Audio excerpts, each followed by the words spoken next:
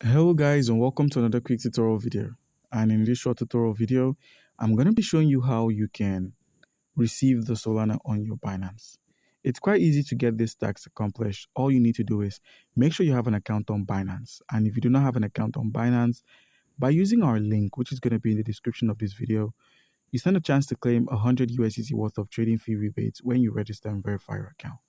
So guys, with a verified account, how can I receive my Solana?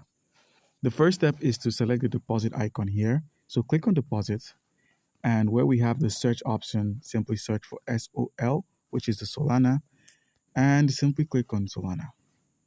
Make sure the network you're receiving your Solana on matches the network you're sending your Solana on. So if you're going to be sending your Solana on the BEP20, you're receiving on BEP20. If you're sending the Solana on the Solana network, you're going to be receiving on Solana. So click on the Solana option. Make sure you copy this address.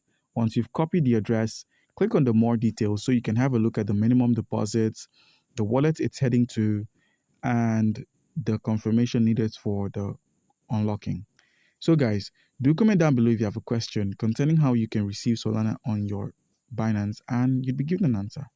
Thank you.